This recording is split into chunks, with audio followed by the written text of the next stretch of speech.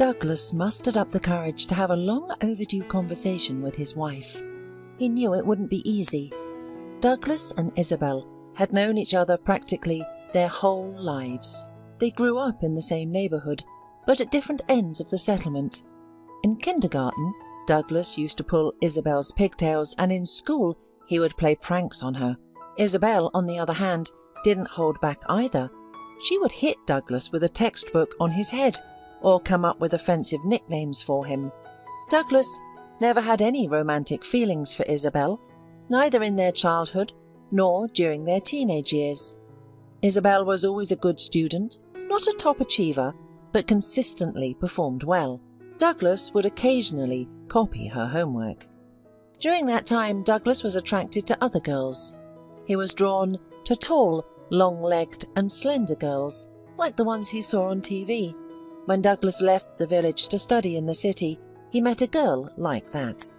Her name was Bianca, and she studied at the same college, but in a different department. He was immediately captivated by her. She had a hold on him that he couldn't shake. From the moment Douglas first saw Bianca in the canteen, he couldn't take his eyes off her. He admired everything about her: her laughter, the way she drank coffee, how she talked to her friends, and even the way she smoked. Beautiful, slender and graceful, like a real supermodel. Of course, Douglas didn't dare to hope for anything between them, so he admired her from afar. A girl like her was out of his league. She probably had many admirers. But one day Bianca approached him. He was standing on the college porch waiting for a friend when he heard a melodious voice behind him. "Do you have a cigarette?" Douglas turned around and was practically speechless. Bianca was stunning. I don't smoke," Douglas finally managed to say. He regretted not having picked up the habit at that moment. It was all because of his parents' strict control and obsession with a healthy lifestyle. Who would have known that having a pack of cigarettes in his pocket would be so important to him someday? "Too bad," Bianca shrugged. She was about to walk away, but Douglas stopped her. "Wait, what brand do you smoke? I'll go to the store and buy some." Bianca told him her favourite brand, and without wasting a second, Douglas rushed to the store across the street. He was in such a hurry, afraid that she would leave before he returned, that he risked his life by crossing the road in the wrong place. Angry drivers honked at him and shouted, but he didn't care. The only thing that mattered was getting back to Bianca as quickly as possible. But Bianca was waiting for him. She was speaking with some girls, but when she saw Douglas approaching from afar, she said goodbye to them and stepped aside. "Here," the guy handed her the packet. "Thanks," Bianca said, giving her knight a charming smile, making her face even more beautiful. "And you're cool. What's your name?" They didn't go on a date that day. Instead, they stood and chatted about various topics. Bianca smoked cigarette after cigarette, looking a bit tired or annoyed. Later in the conversation, she revealed that she had recently broken up with her boyfriend. "He turned out to be a jerk," she explained, "and a cheapskate too. He would never go out to buy cigarettes for me like you, let alone do something more meaningful." And then Bianca invited Douglas to a party to the guy she knew. He was part of a local rock band and they were having a concert at a nightclub. True to his word, Douglas was there at the appointed time, in the same club. He felt out of place, like a fish out of water. Douglas was a stranger, a lone wolf in that setting. But for Bianca's sake, he was willing to endure much more than that. Bianca herself approached him, giving him a hug and even a peck on the cheek, introducing him to her friends. Douglas didn't remember any of their names, but it didn't bother him because she was there. Her touch made his heart sink every time. That evening, Bianca kissed him. "You're kind," she said as she pulled away from Douglas, who was stunned by the unexpected kiss. "Good and reliable. The others are not like you. They are all selfish and mama's boys. With you I feel fragile and valuable. I can't explain it, but I really like this feeling." And so they started dating.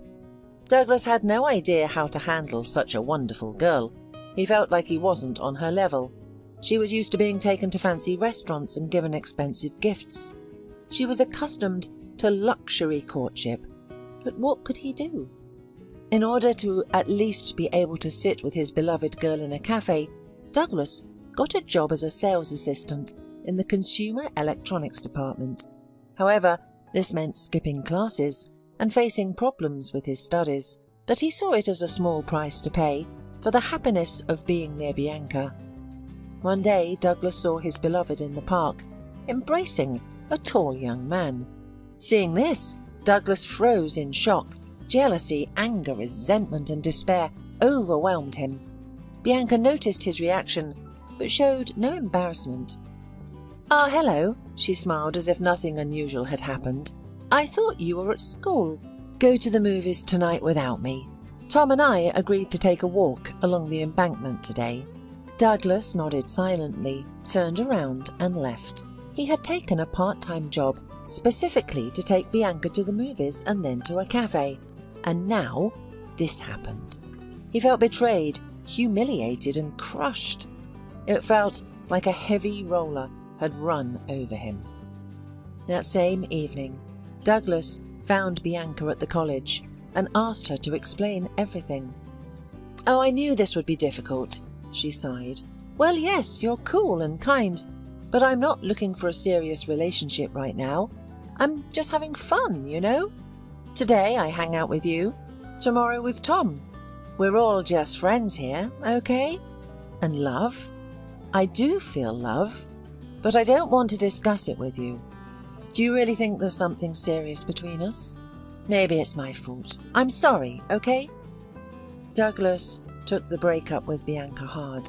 He had already made big plans for their future together. He dreamed of saving money to take her on a resort vacation, introducing her to his parents in the countryside, and building a life together with a wedding and children. Douglas envied his past self when he thought all of this was still possible. But now it turned out that their relationship meant nothing to Bianca.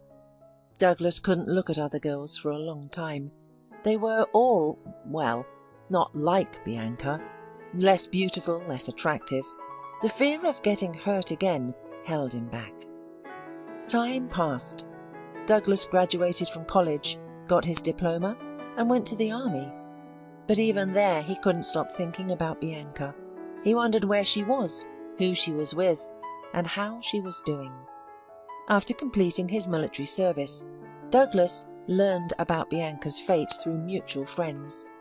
He discovered that she had married a successful businessman who was almost twice her age. Perhaps this was the man Bianca had mentioned when she confessed that love was present in her life. Bianca was now a married woman living abroad. It was time for Douglas to put this relationship in the past. But he couldn't help but remember their meetings, her smile, laughter, and hugs. Then Douglas's mother took matters into her own hands. First and foremost, she brought her son back home. "There's no point in spending time in the city," his mother said when she came to visit Douglas. "You don't have a stable job here. Rent is 3 times more expensive. Go back home. There's a vacancy at the construction company. You'll be better off there. You're wasting your time here. Go back." Douglas listened to his mother. Firstly, he was used to obeying her since childhood, and secondly, her words made sense. Douglas was tired of the city and being away from the place where he had once been happy with the girl of his dreams. Everything around him reminded him of her. Going back home seemed like the only way out. Douglas returned home and found a job at the construction site.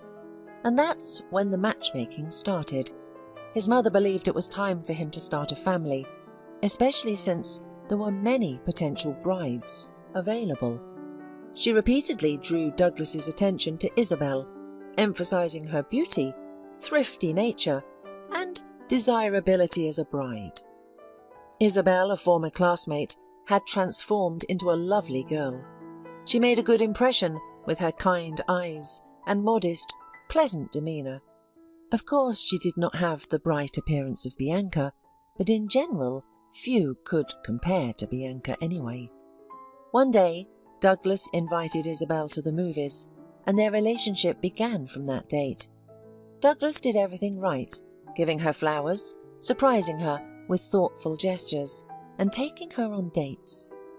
Isabel eventually confessed that she had been in love with Douglas since the 6th grade. "I never imagined that one day you would care for me like this," she said softly. "You were different from everyone else, better than anyone.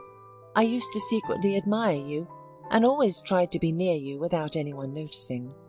Douglas looked at Isabel in awe and suddenly felt a deep sense of sympathy towards her. He now understood her feelings because he had once been in her position when he was dating Bianca. "Isabel, I've wanted to tell you, or rather ask you, for a long time. I had planned to do it in a more formal way, but I think this is the right moment. Will you be my wife?" Overcome with excitement, Isabel exhaled and tightly embraced Douglas around the neck. They got married, and thanks to their parents, they purchased a separate house in the same village. They believed it was best for the grandparents to be nearby while they raised their future children. Isabel turned out to be a wonderful wife, always keeping the house clean, cozy, and filled with delicious aromas. She had an uncanny ability to sense Douglas's mood. If he came home feeling down, Isabel would immediately prepare a hot bath for him, and if he wanted some time alone, she would visit friends or her parents. She was loving, caring, and calm. About a year and a half after their wedding, they welcomed their first daughter into the world. Douglas initially wanted to name her Bianca, but later changed his mind, and they decided on Holly. Tragedy struck when little Holly was only 2 years old. Isabel's parents were killed in a car accident. Douglas did his best to support Isabel during this difficult time. His parents also tried to be there for their daughter-in-law and assist her in any way they could. Isabel often expressed her gratitude for Douglas's strong and reliable support during those trying times. "If it weren't for you and our daughter, I don't know how I would have survived it all." Douglas deeply sympathized with his wife and felt genuine happiness seeing her gradually recover and regain her zest for life. 3 more years passed and they welcomed their second daughter. Her arrival brought joy back into their lives. Isabel smiled again, just as she had before. The presence of 2 young children in the house showcased Isabel's exceptional motherhood skills. How did she manage to do it all? Taking care of the children, maintaining a clean home, cooking, and still finding time to pay attention to her husband. They even managed to go to the movies and dine out, just like in their youth. Isabel was the initiator and organizer of these outings. "Life needs variety," she would say to her husband. "Especially for a hard-working man like you, it's important to rest and relax." Douglas was the sole breadwinner. Isabel had graduated in the city as an accountant, but there were no suitable place for her in the village. So they decided together that Isabel would take care of the children and the house, while Douglas would provide for the family financially. It was a traditional arrangement, and many families in their village followed a similar pattern. Isabel frequently expressed her appreciation for everything Douglas did for them. "You still want a son, don't you? Don't you?" Isabel would sometimes ask. "All men dream of having heirs. What about having a 3rd baby?" But Douglas had no desire for a 3rd child. He was increasingly realizing that this life was not meant for him. At first, after a painful breakup with Bianca and the subsequent disappointment, the peaceful life that Isabel provided seemed like salvation. But now the house, the family, the life, all of it felt like an inescapable swamp that was pulling him down, suffocating him. From the outside, he appeared to be a successful person. His salary at the construction company was decent. His wife was caring, faithful, and loving, agreeing with him on everything even after 10 years of marriage. His daughters were beautiful and clever. Everything seemed perfect and joyful. But Douglas was plagued by an indescribable longing. He yearned to live in a big city with a woman like Bianca. Douglas had almost resigned himself to the life of a family man. He worked, spent time with his children, performed household chores, and on Saturdays he celebrated the end of the week with his male friends at a local bar. His colleagues and friends led similar lives and seemed content with their destinies.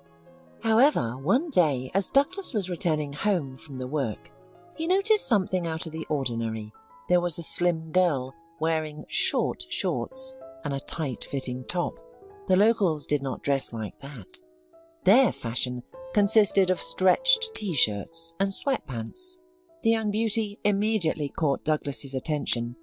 She was sitting in a chair, leaning back and clearly sunbathing.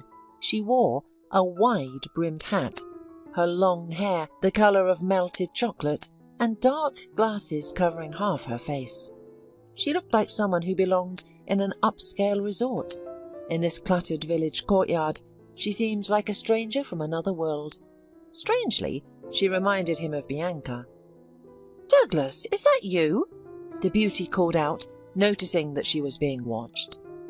"Yes," Douglas replied, taken aback, as he approached to get a closer look at the stranger, who had already removed her hat and glasses. And then everything became clear to Douglas. It was Chandra, the girl from the city who occasionally visited her great-aunt during vacations. She lived in the nearest town and studied at some prestigious school. Chandra was younger than Douglas by 5 to 6 years, so there couldn't be any friendship between them due to the age difference. Douglas always saw Chandra as a child. During her infrequent visits, Chandra was always part of a large, childish group of villagers of different ages.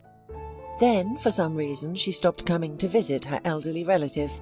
And now, Chandra, beautiful and tanned, had returned to the village and was speaking to him, as if they had only seen each other last week.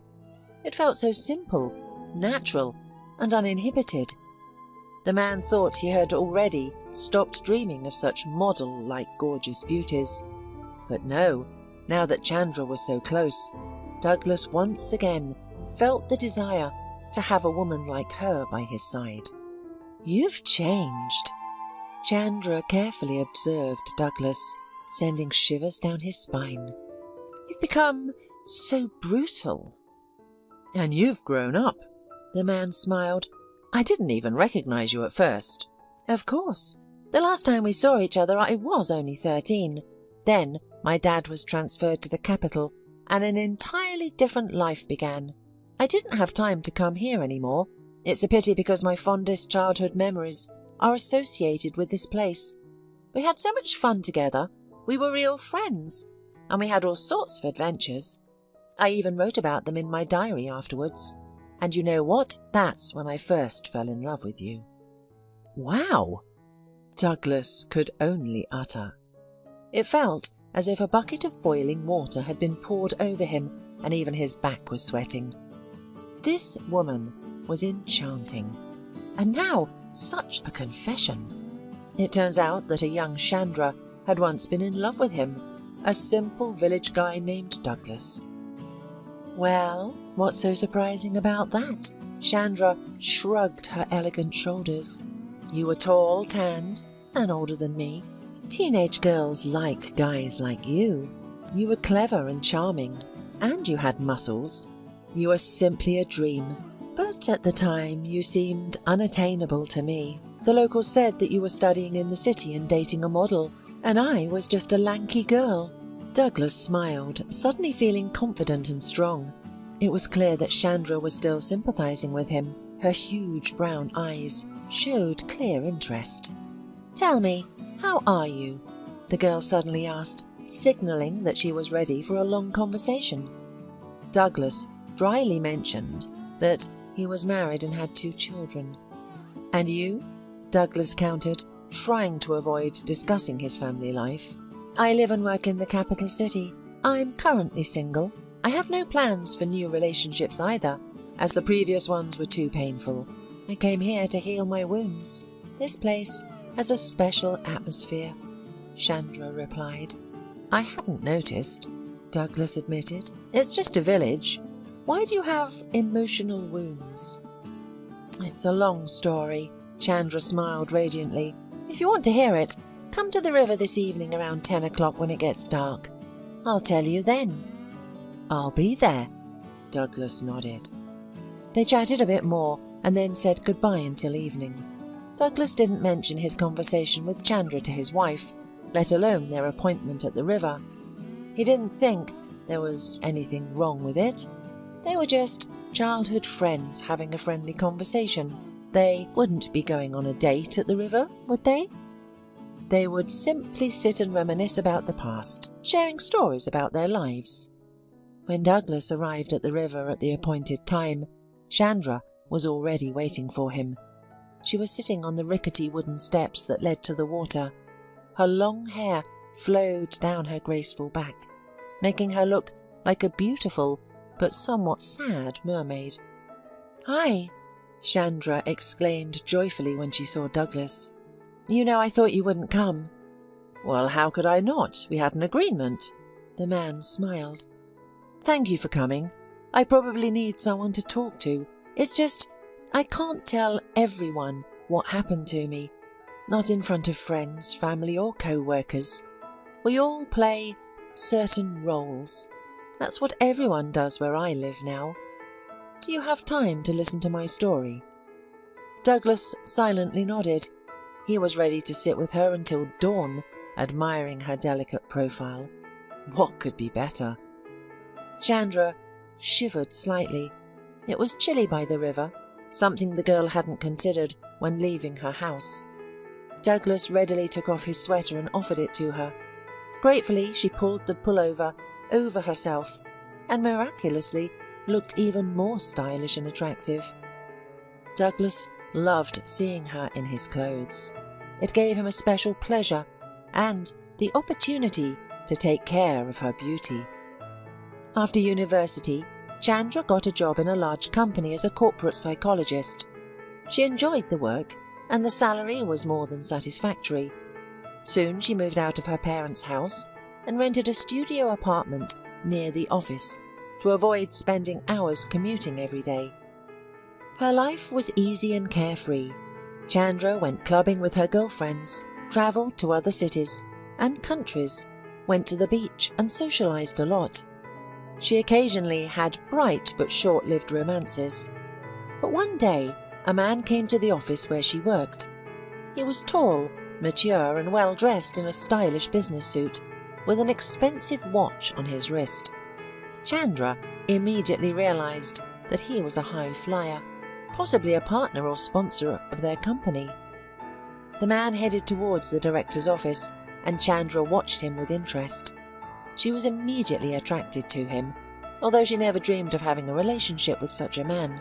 He was wealthy, and consequently she assumed he was arrogant and used to everyone bowing down before him. That's why Chandra preferred to socialise with people on her own level. It was easier, clearer and more interesting. But for some reason, ever since the man had entered into the chief's office, Chandra couldn't stop thinking about him. It must have been that notorious chemistry, Chandra said, looking away at the opposite shore. How else can I explain this interest of mine? Rich, successful, even famous people have visited the chief before, but they didn't interest me. And then he came. After about an hour, the man left the office and their gazes unexpectedly met. Chandra felt a surge of heat. An electric shock ran through her from head to toe. Up close, the stranger seemed even more attractive than from afar. His eyebrows had a noble arch, his chin was strong-willed, and his black eyes were intelligent. Both of them stood frozen in the middle of the corridor for a few moments, and then he smiled. That smile softened his somewhat stern features and warmly resonated in Chandra's heart. "What beautiful girls work here," the man said, scrutinizing Chandra from head to toe. "I even lost my speech at first." The stranger introduced himself as Albert. He had stopped by Chandra's boss on business. Albert had his own small factory and was a partner of the company where Chandra worked. "Why don't we meet tonight somewhere nice?" Albert got straight to the point. In the aftermath, Chandra often observed that this was one of his characteristic traits: business acumen. The man didn't like to beat around the bush. He was direct, sometimes too direct. That night they dined at a luxurious restaurant downtown. It was a new experience for Chandra. Albert showed her a wholly different life. There were luxurious resorts, expensive gifts, trips to country clubs. Chandra couldn't even imagine the existence of some of these exotic places. But that wasn't the main thing. Chandra enjoyed the feeling of being the girlfriend of such a powerful, successful and wealthy man. She noticed how others looked at him, sometimes with respect, sometimes with admiration, sometimes with subservience. Some of that attitude was automatically transferred to her. Chandra felt like a queen of the world. It seemed that if she asked Albert to get a star from the sky, he could do it. Of course, Chandra fell in love, and the closer she got to know Albert, the stronger her feelings became. While others saw him as a stern, authoritative, decisive and self-confident, Chandra saw a different side of him. With her, he was kind, soft, gentle and caring. He often shared stories about his childhood with Chandra. She learned that on his path to success, Albert had to fight not only with competitors and ill-wishers, but also with his own fears. It is hard to imagine now, but once Albert was afraid of many things: failure, poverty, even responsibility, but he overcame them all. Chandra's respect for him grew after hearing these stories. Albert seemed to love Chandra too. He complimented her, called her affectionate nicknames, and looked at her admiringly. However, he never hid the fact that he was married. Yes, Albert had a wife and 2 children who lived in London, where his sons attended a prestigious English college. His wife was with their children, while Albert ran his business here, providing for his family and periodically visiting them. Chandra knew what she was getting into by becoming the mistress of a wealthy married man. She had heard many times that such men never abandoned their families for the sake of young and beautiful girlfriends. But deep down, Chandra hoped for a miracle. She believed that Albert would realize she was the woman of his dreams. He would divorce his wife and propose to her. She would support his relationship with his children and even try to befriend them.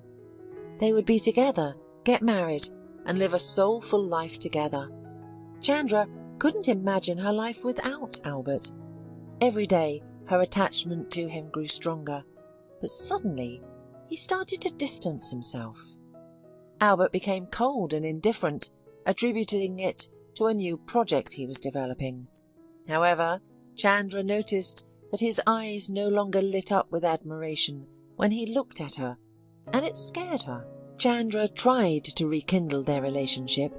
She bought beautiful lingerie, experimented with her appearance, and cooked his favourite dishes to impress him. But nothing helped. Albert would say some compliments and smile politely, but she could clearly sense that he was getting bored. Chandra hoped it was just a relationship crisis, but eventually her worst fears were confirmed. "It happened right on my birthday." Chandra looked up at Douglas with pain-filled eyes, and he immediately wanted to embrace her, hold her tight and comfort her. I thought he'd surprise me, like he used to." "He did, but it wasn't what I expected at all." The first thing Chandra saw that morning when she woke up and looked out the window was a bright red car with a huge red bow parked in the parking lot, right in front of her driveway. Her heart filled with joy as she thought, "It's a present from Albert." Chandra had recently seen the same car with a dreamy look, and Albert noticed it and apparently understood everything. He smiled and said that dreams should come true. Chandra couldn't help but smile, thinking that maybe things weren't so bad between them if Albert was so attentive to her.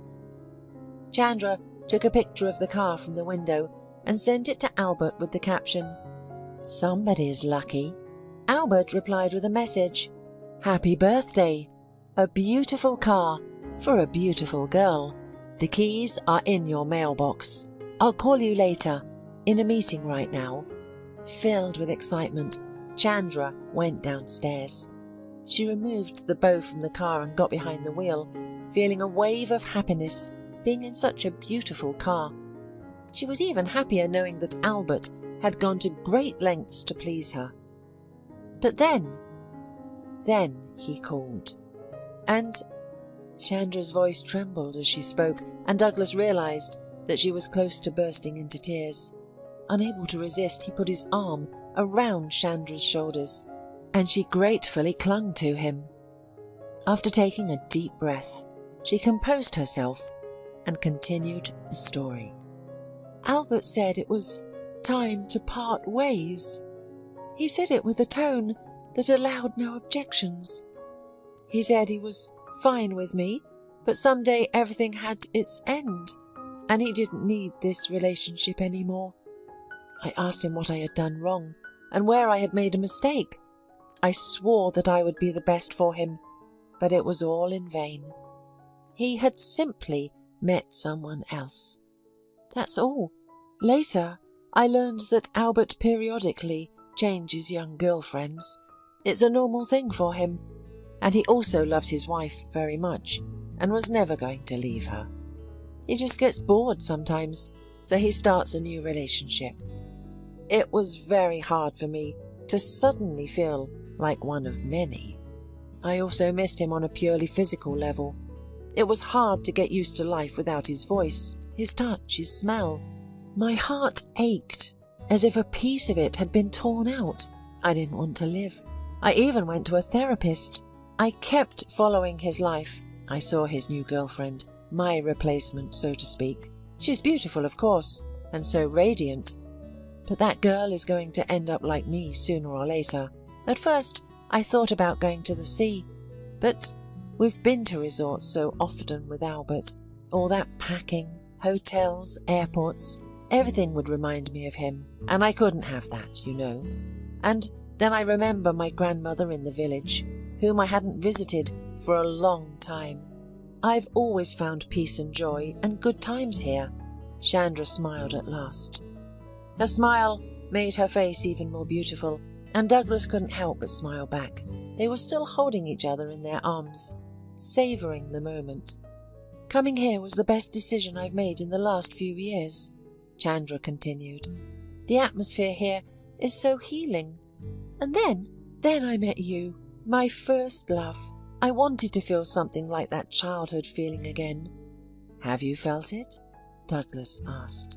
You know, Chandra suddenly looked Douglas straight in the eye. Something stirred in my soul, but there's only one thing I want so badly. What is it? Instead of answering, Chandra kissed Douglas. The man, pulling her closer, eagerly responded to the unexpected kiss. At first, thoughts flashed through his head that it was wrong, that they shouldn't be doing this, forgetting about his wife and children, giving in to an impulse. But then he stopped thinking about anything at all. They spent the entire night together. As dawn approached, Douglas accompanied Chandra back to her house. He didn't regret anything. The only thing he didn't want was to part with her. He realized that he couldn't live without her anymore. He was drawn to Chandra like a magnet. Douglas and Chandra met in secret for about a week. Douglas told his wife that he was visiting a neighbour whose wife had recently passed away, and he wanted to support him. Isabel, as always, believed every word Douglas said and praised him for his sensitivity. And then Chandra suggested that he go with her to the capital. My vacation is ending, the woman said sadly as they sat on the shore, admiring the distant sunset. It's time to go home. I don't want to leave without you. I can't even imagine you leaving, Douglas confessed sincerely. Then come with me, Chandra simply suggested. What's keeping you here? Work with its small salary? You'll earn so much more in the city. It's good for you, for me, for your family. At least they'll finally have some decent money, and we can live at my place. Come on, agree. I don't even need to think about it. I'm coming with you. I don't want a life without you. It's the first time something like this has happened to me." Chandra smiled, clearly pleased to hear such words. "Don't tell your wife anything about us. Just tell her you're going to earn money. She'll get used to it without you, get a taste of money, and then the news won't hurt Isabel so much. Just imagine how she'll feel hearing it so suddenly. I've been in her shoes, so I understand perfectly well. You shouldn't do that. You have to be gentler." Douglas agreed with Chandra's suggestion. He decided not to explain the situation to his wife in person to avoid unnecessary questions and lamentations. He wrote a letter of resignation at his work, then came home during lunchtime when no one was there. He quickly packed his things and scribbled a letter for Isabel, informing her that he was going to earn money. In just a few hours, Douglas and Chandra were sitting on a train headed to the capital. Douglas was filled with anticipation for a new happy life, the life he had always dreamed of. However, things didn't go as planned. It simply didn't work out in the end. The capital immediately overwhelmed Douglas with its crowding, noise and frantic pace of life, while Chandra seemed to thrive in this environment.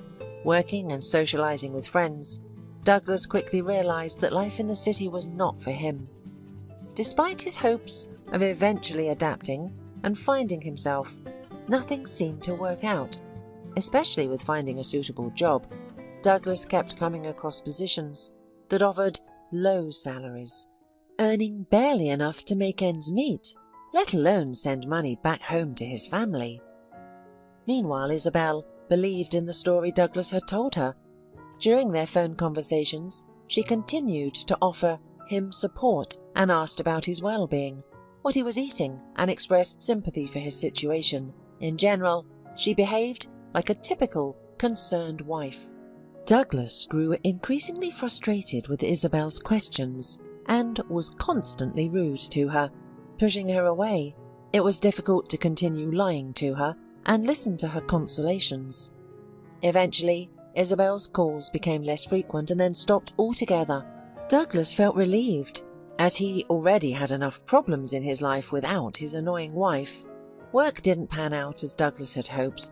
He dreamed of finding a job that would allow him to take Chandra to restaurants and buy her gifts, but his dream of a decent income remained just a dream. Chandra at first was gentle, caring and supportive, providing advice and making Douglas feel like a prince. However, as time went on, Douglas noticed that she was growing distant.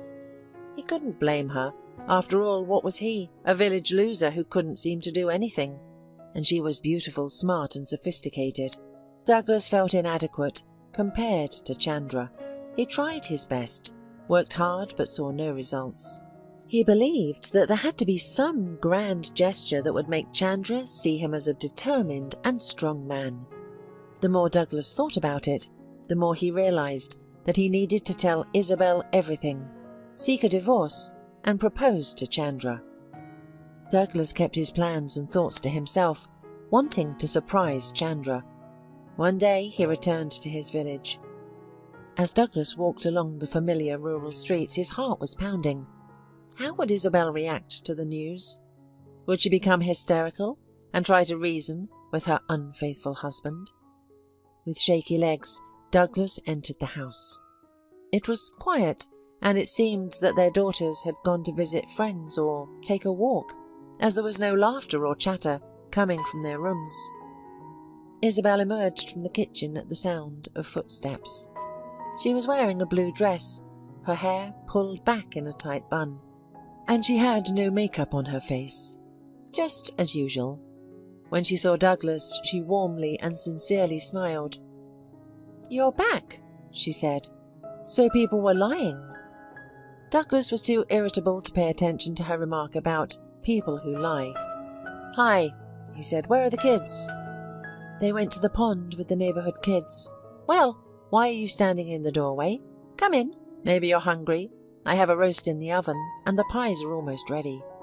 "No," Douglas shook his head. "We need to talk." Isabel turned pale, nodded silently. and went back into the kitchen. Douglas followed her, and both of them remained silent. Isabel waited, and Douglas struggled to find the right words to begin the serious conversation. "I need a divorce," he finally managed to say. "I could have applied to the court myself, and you would have been notified, but I decided it's better to talk directly about everything." "Sad to hear." Isabel lowered her head, feeling sad and hurt. However, she didn't appear surprised or taken aback.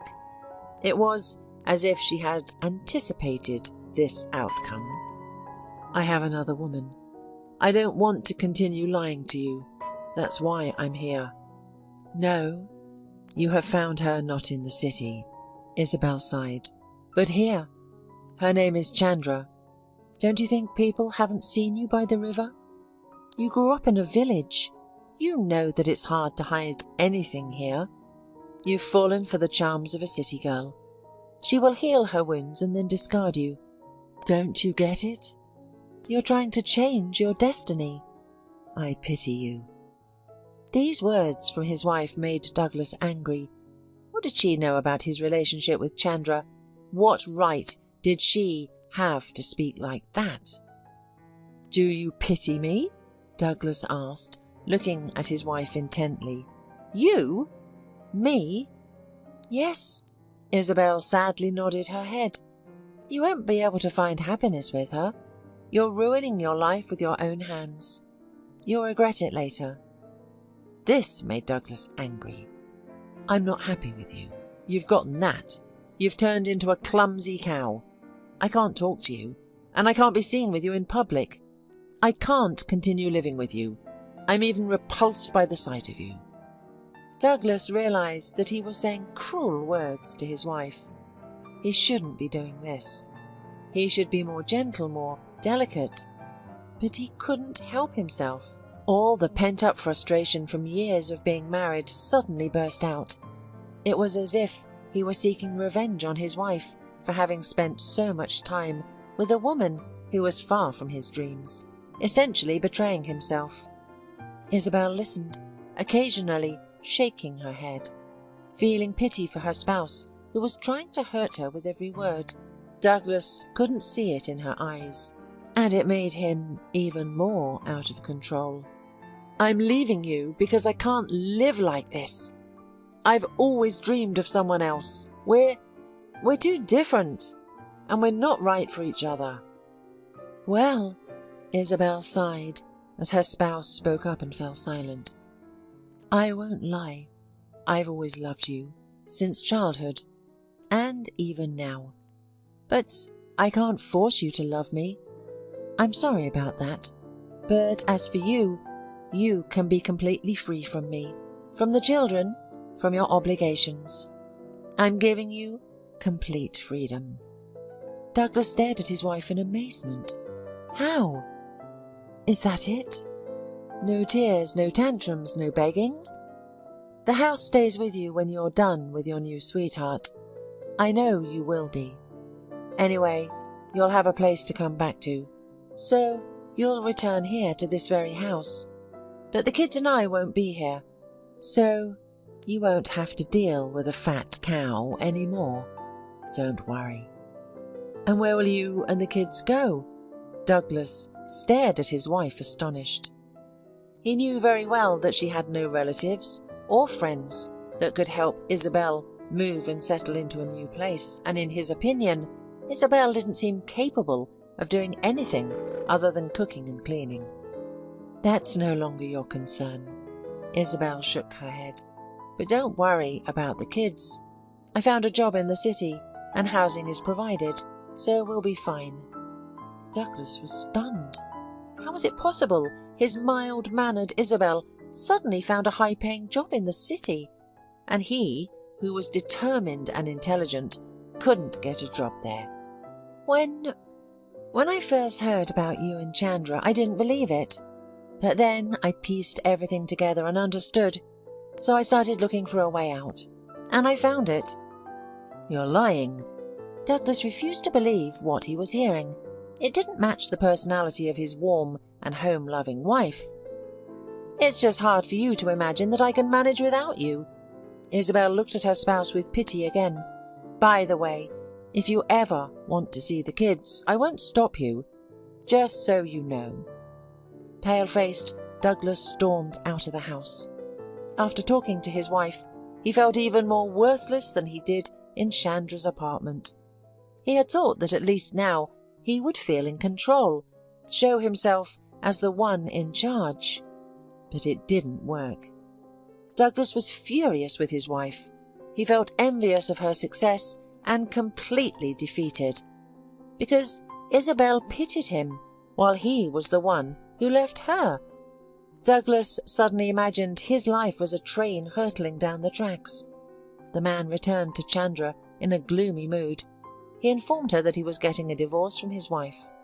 Chandra reacted to the news with indifference, showing no joy in her eyes, although her man would soon be free. Douglas felt Chandra slipping away. They were already living in the same apartment, almost like neighbours. Chandra would return late at night from clubs without disclosing who she was with. Men would call her, and she would flirt with them directly. It was a painful experience for Douglas. For the second time in his life, he had managed to start a relationship with someone who could be called the woman of his dreams. She had a model appearance, a cheerful and easygoing character, sociability, charm and style. However, their romance was developing according to the same pattern as many years ago. Douglas's work was not going well at that time. He would seize any opportunity to make some money, but it was all temporary. Nevertheless, it helped him regain a bit of confidence. On such days, Douglas would buy Chandra gifts. Soon it became evident that Chandra was on the verge of a new romance. She was spending too much time on correspondence, smiling too mysteriously, and frequently coming home late at night. All of this caused Douglas genuine torment because for her he had left his family and quit his stable job and headed towards an uncertain future. Eventually, Douglas and Isabel got divorced and he received a certificate of his freedom. He chose not to attend the procedure, avoiding any contact with Isabel and refusing to meet her gaze or talk to her. Why? Probably he was ashamed. He felt guilty of the way he treated his wife. She truly loved him, and now Douglas understood that. Devoid of the tenderness and care that Douglas was surrounded by next to Isabel, he realized how much it warmed and supported him. Many times the thought crossed his mind that it was all for nothing, chasing a dream in the hope of a better life, thinking he deserved more. And now, here's the result. He lives in an apartment with a woman who doesn't notice him and openly flirts with another man on the phone. Meanwhile, he is jobless, broke, without any prospects, friends, and without a family. So far, Chandra hadn't kicked Douglas out of the rented apartment. He believed it was out of pity, from the realization of how ridiculous and pathetic his situation was. Douglas felt like a useless worm, knowing that sooner or later Chandra would ask him to leave. Finally, the day of clarification with Chandra came. That evening, Douglas managed to earn relatively good money. He had been working as a handyman at a construction site since early morning, and had done well.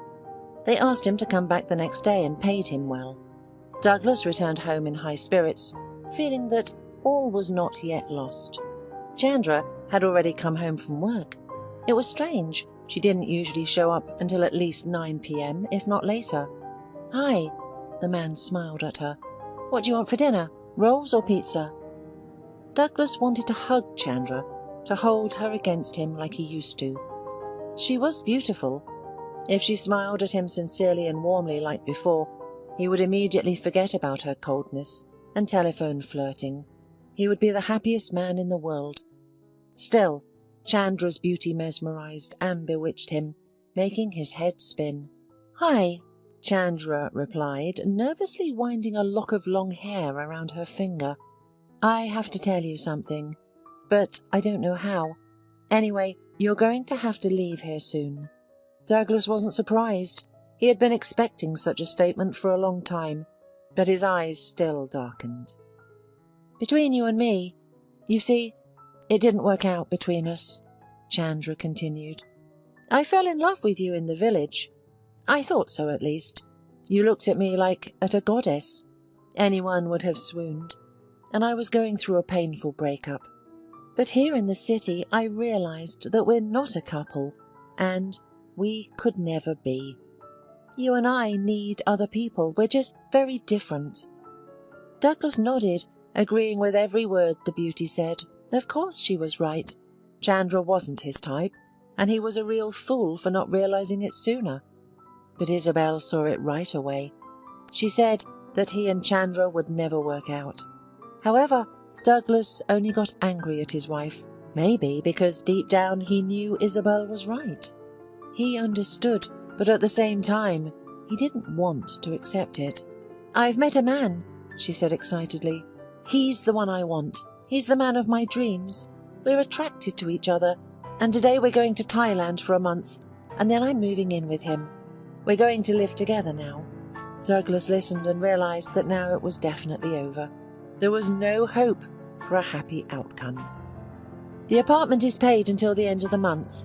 Chandra moved on to everyday matters. "So, you need to find another place to live." Douglas nodded glumly. "But don't look at me like that," Chandra pleaded. "I feel guilty as it is. I pulled you out of your life, separated you from your family. However, the divorce was your idea. You didn't let yourself go back. I did not approve of this step." Douglas turned around and walked out of the apartment. Near the front door, he managed to spot 2 half-opened suitcases. Chandra had already packed. Well, now he'd go outside, walk around for a few hours, think about the situation. Maybe stop at a bar and have a beer or two. He needed to relax, to relieve this terrible tension that stiffened his shoulders, his neck, his back. When Douglas returned, Chandra was gone, and so were her things. Some closets had been left open. Now they were empty. Douglas felt empty inside too. There were almost no emotions. Apathy, deadly fatigue. That's all that the man felt. In the morning, the decision took shape by itself. He could not stay in the apartment, where everything reminded him of Chandra and a failed attempt to settle in the capital. He had to return. Isabel would accept him and eventually forgive him. Her soul is so wide, and she still loves her husband, albeit now an ex. True, his wife said something about moving, working in the city, but surely Isabel hadn't succeeded. If he, a man, did not find himself in the capital, what can be said about her, a single mother with 2 children? Douglas allowed the idea that Isabel tried to go to the city, tried to settle down here, but probably already returned home, because unlike him, she quickly realised that such a life is not for her. He'll come back to her. The first time will be difficult for both Isabel and him, but then life will go back to normal. Douglas's only dream now was that everything would go back to the way it was before. He's smarter now. He knows that fantasies and dreams don't do any good. Douglas has learned to appreciate what he has and realises that not all desires should come true. That was Douglas's sweet thoughts, and one beautiful August morning, the man returned to his native village.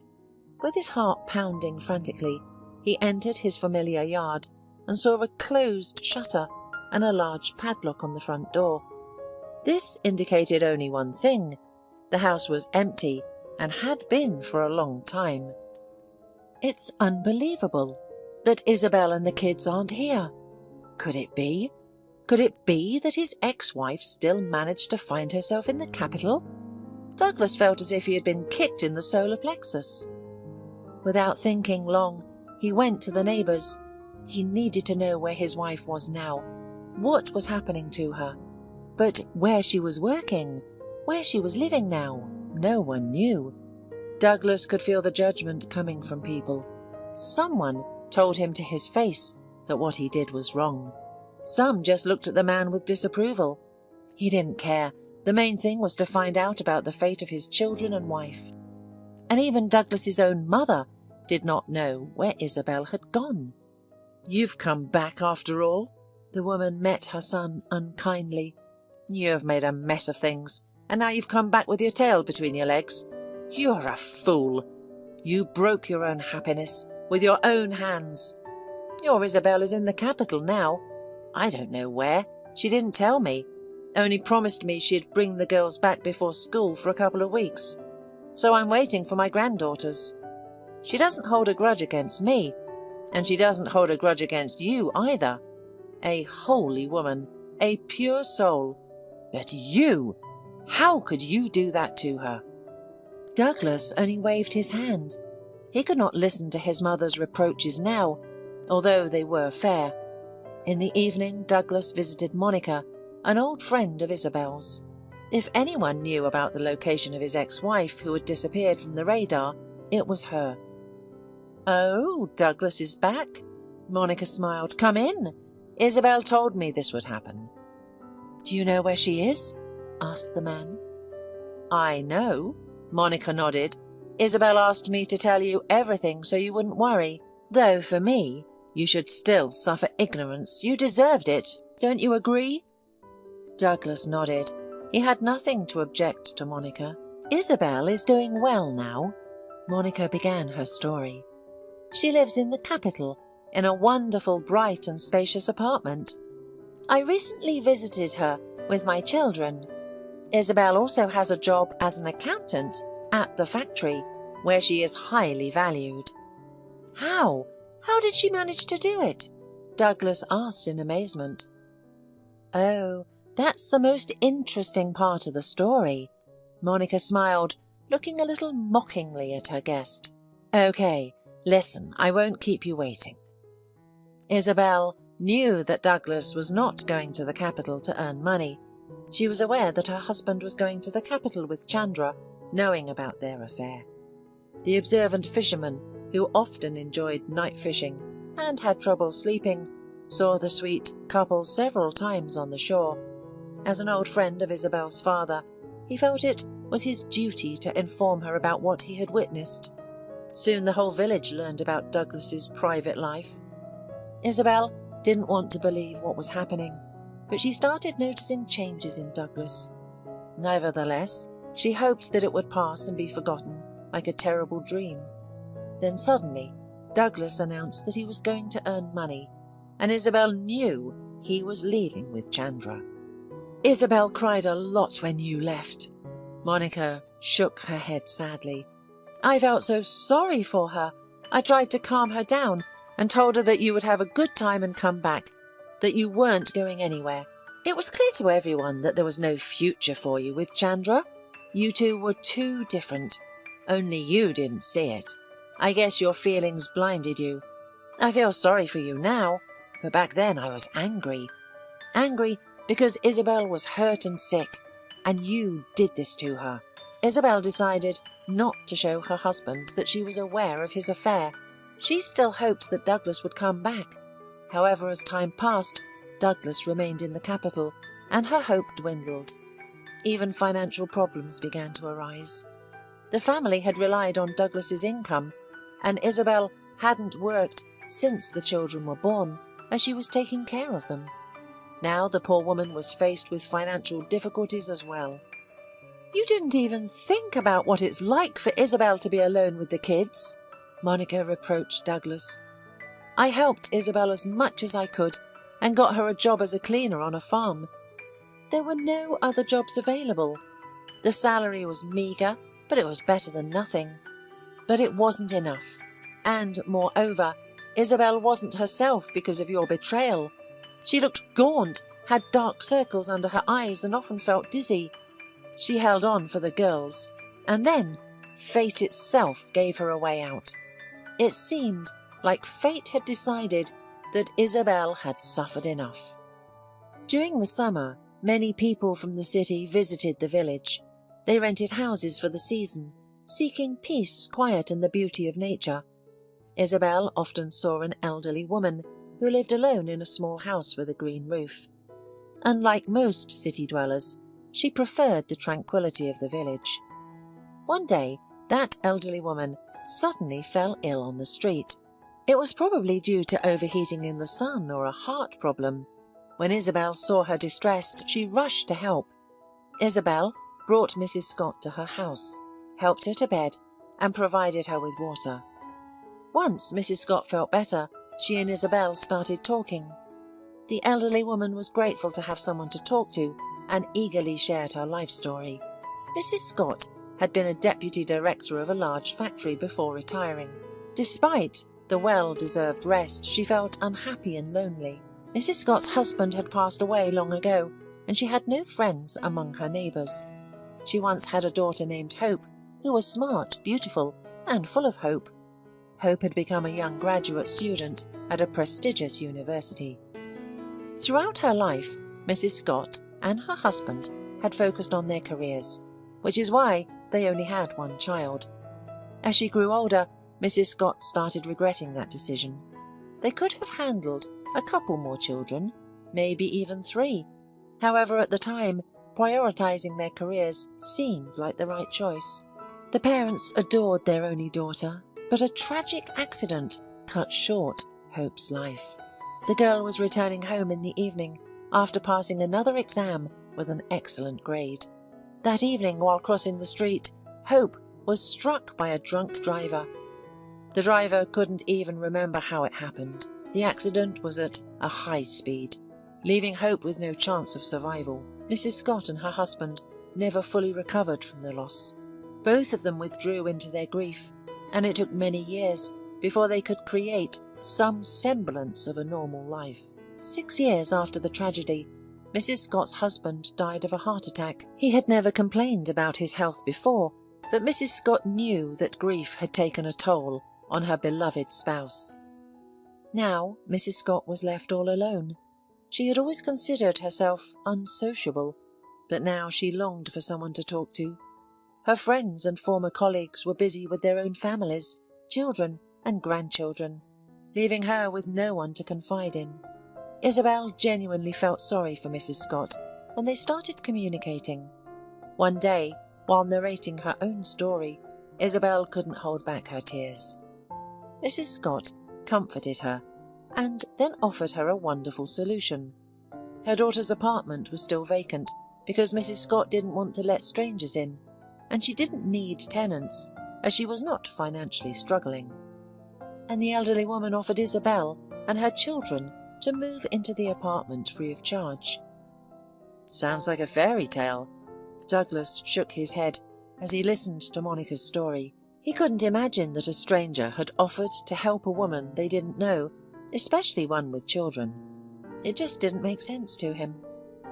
"Yes, it does sound like a miracle," Monica agreed. "But Isabel deserved it. And Mrs. Scott too. She's not alone anymore. She and Isabel live near each other and soul to soul. Mrs. Scott got her a job at the factory where she used to work. They accepted her protégé. Isabel is working there now.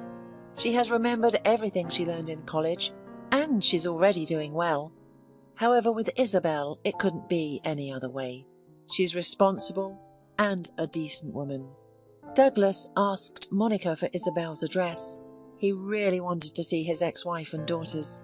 He was going to ask Isabel for forgiveness and was mentally prepared for the fact that she might reject him. Douglas suddenly realized that he had also loved Isabel all these years. His feelings for her were different from those he had for Bianca or Chandra. It was deep attachment, not passion, not a passing fancy. The train arrived at the station early in the morning before dawn. Douglas quickly found the right house and waited.